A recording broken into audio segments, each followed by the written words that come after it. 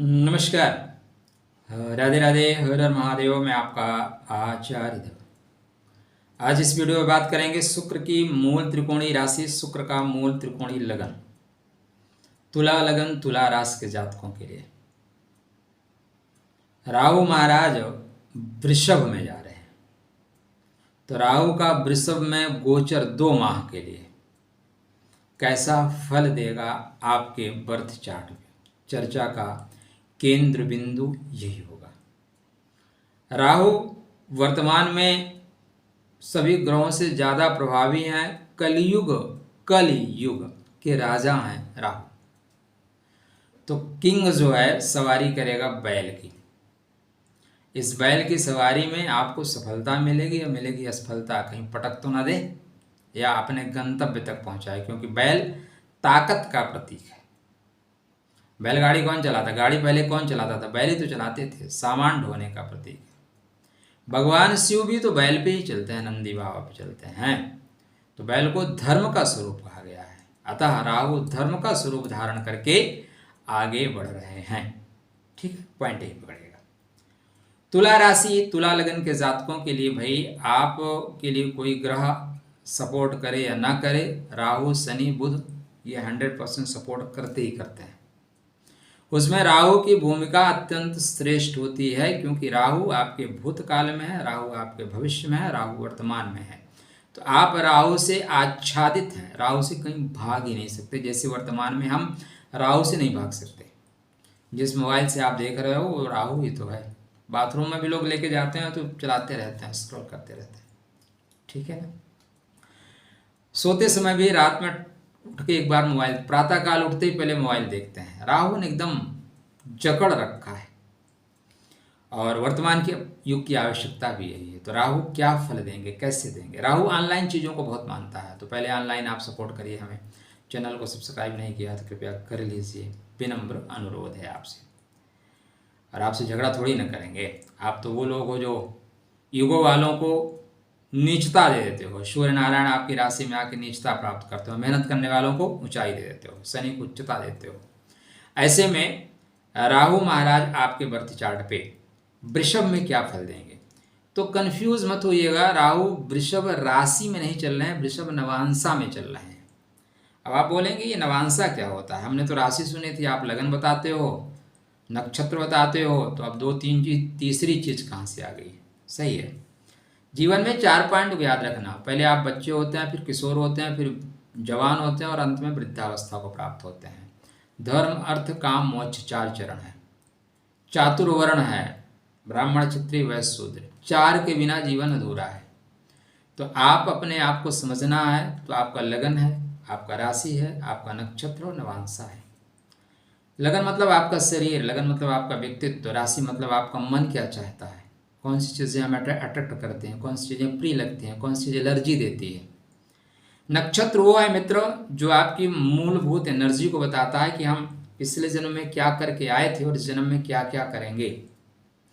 हम इसमें संसार में सामंजस्य कैसे बनाएंगे, ये हमारा नक्षत्र बताता है। नक्षत्र बेस है, आधार है। तो आप चित्रा के 2 चरणों में पैदा हुए हैं, स्वाति के 4 चरणों में और विशाखा के आप 3 चरणों में पैदा हुए हैं। तब आप तुला राशि में हैं। ठीक है, तुला राशि में है। तो आप जाके पहले अपने नक्षत्र को देखिए, आपका नक्षत्र क्या कहता है आपसे। अपने आप को समझना है तो नक्षत्रों को देखना है। स्वाति को देख लो, विशाखा को देख लो, चित्रा को देख लो, पता चल जाएगा। राहु को आप अवश्य ठीक कर लीजिए। राहु वृषभ नवांश में जा रहे हैं। नवांश आत्मा का बल है। नवांश ग्रह की एनर्जी को दर्शाता है। नेता तो सभी होते हैं। अब कौन नेता की कितनी पकड़ है भाई? नेता की अगर जनता में पकड़ है तो आप उसके खिलाफ कुछ भी अफवाह फैलाइए। नर्तकी नंदन कब से कह रहे हैं कि चौकीदार चोर है, लेकिन कोई बात उनकी बातों पे बिलीव करता है क्या? नहीं कर रहा है। तो अफवाहें फैलाई जाएंगी। अगर आपका नवांश मजबूत है तो कोई आपको कुछ टेढ़ा नहीं कर पाएगा।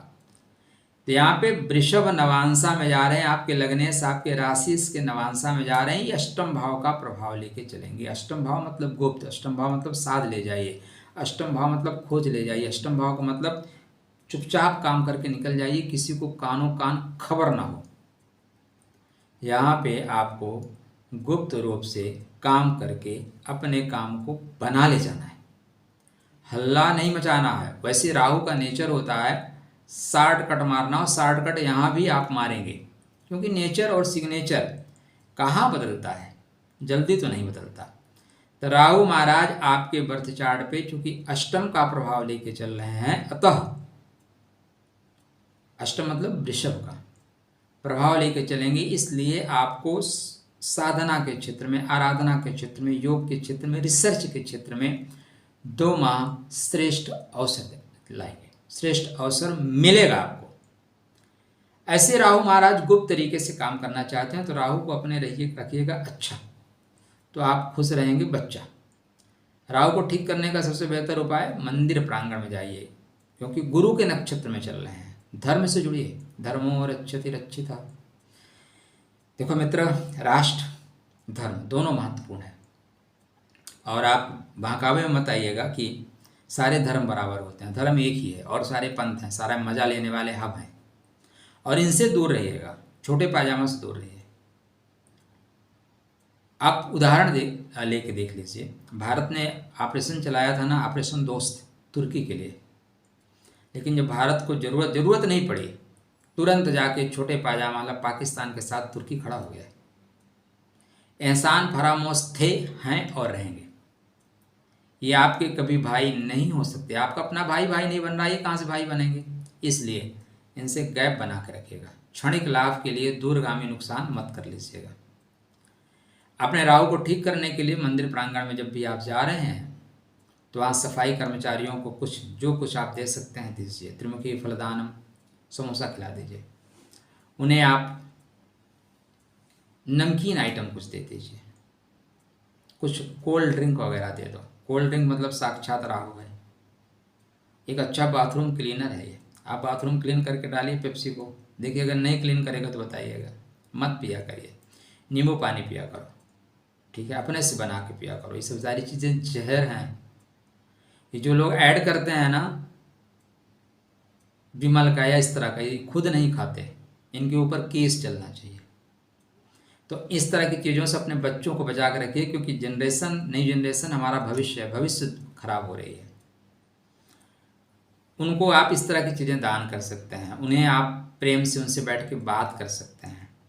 साथ में आपको अगर मौका मिले, नहीं जरूरी है कि आपके पास पता लगा पॉकेट में पैसा नहीं, आप जबरदस्ती जाके दो। दान वो है जब आपके घर वालों के आवश्यकता से अधिक आपके पास कुछ बचे तो आप ले जाके दान करो।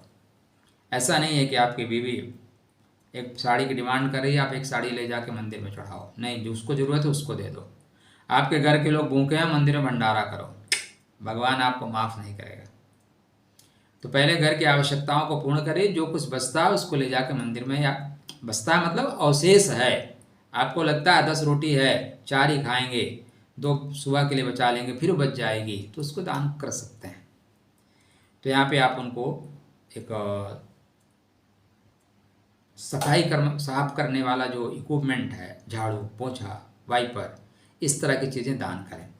जब भी मंदिर प्रांगण में जाएं, शिव के पास जाएं, तो शिव के पास नंदी मिलेंगे। वृषभ नवांशा में चल रहे हैं ना, तो नंदी के कान में बैठ के कहें ओम ब्राम ब्रेम ब्रम स राहवे नमः, या राहु के मंत्र का जाप, राहु स्त्रोत का पाठ करें, बेहतर परिणाम मिलना शुरू हो जाएगा। राहु अच्छा, देन खुश रहो बच्चा। राधे राधे, जय श्री कृष्णा। 20 जुलाई से 21 सितंबर तक राहु वृषभ नवांश में चलेंगे, ठीक है। राधे राधे।